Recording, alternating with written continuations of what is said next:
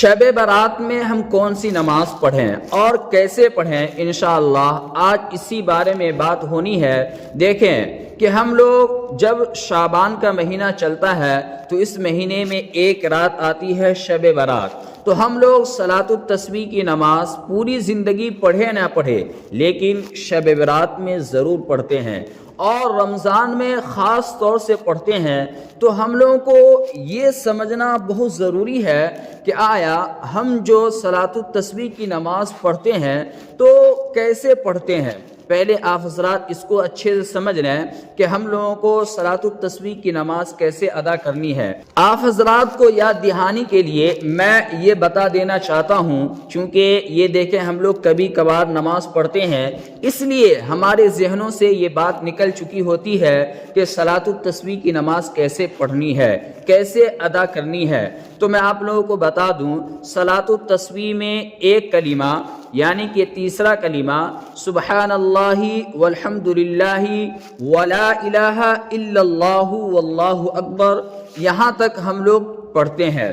तो ये जो 4 रकात की सलातुत तस्बीह की नमाज होती है तो हम लोगों को याद रखना चाहिए कि इन 4 रकातों में सुबहानल्लाहि वल्हम्दुलिल्लाहि वला इलाहा इल्लल्लाहु वल्लाहु अकबर ये 300 बार कलिमात कहने होते हैं। अब इनको करना कैसे है, कैसे पढ़ना है, अब हजरात इसकी तरतीब समझ लें। अगर हम लोग सलातुत तस्बीह की नमाज पढ़ना चाहते हैं तो सबसे पहले हम लोग नियत करेंगे, और बसा औकात तो हम लोग यूट्यूब पे और सोशल मीडिया पे नियत के हवाले से इतने सोचे छोड़े जा चुके हैं कि इंसान कंफ्यूज हो जाता है कि हम लोग नियत कैसे करें। तो मैं आप हजरात को ये भी बता दूं कि नियत दिल के इरादे का नाम है। आप हजरात अगर सलातुत तस्बीह की नमाज पढ़ते हैं और आपके दिल में ये नीयत है कि हमें सलातुत तस्बीह की नमाज अदा करनी है तो बस आपकी नीयत हो गई, अब कुछ कहने की ज़रूरत नहीं है। नियत करने के बाद हम लोग अपने हाथों को कानों तक उठाएंगे और नाफ के नीचे बांध लेंगे।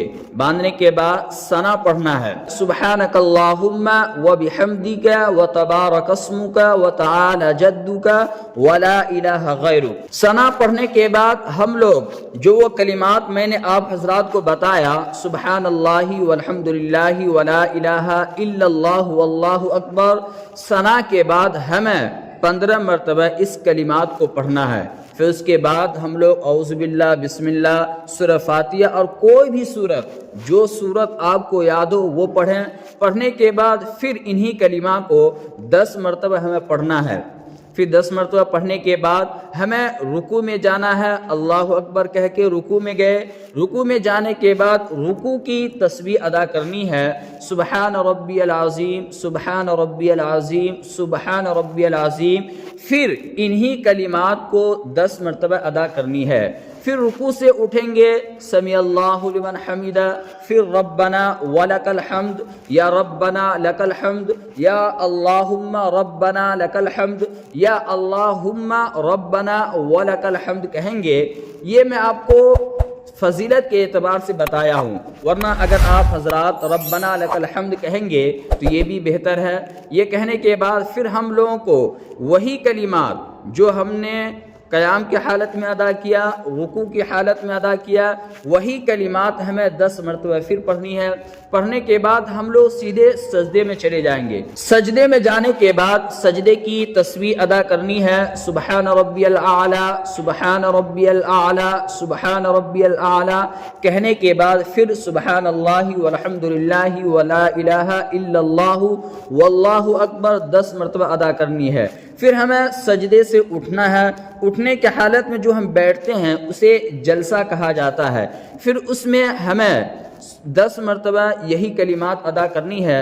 फिर उसके बाद हमें सजदा करना है। सजदे में फिर सजदे की तस्बीह पढ़ने के बाद 10 मरतबा इन्हीं कलिमात को अदा करना है। तो एक रकात में ये टोटल मुकम्मल हो गए 75 बार। تو ایک رکعت میں 75 بار ادا کرنی ہے۔ پھر دوسری رکعت کے لیے جب ہم لوگ کھڑے ہوں گے تو پھر وہی 15 بار ان کلمات کو دہرانا ہے، پھر سورہ فاتحہ پڑھنا ہے، کوئی سورت ادا کرنی ہے۔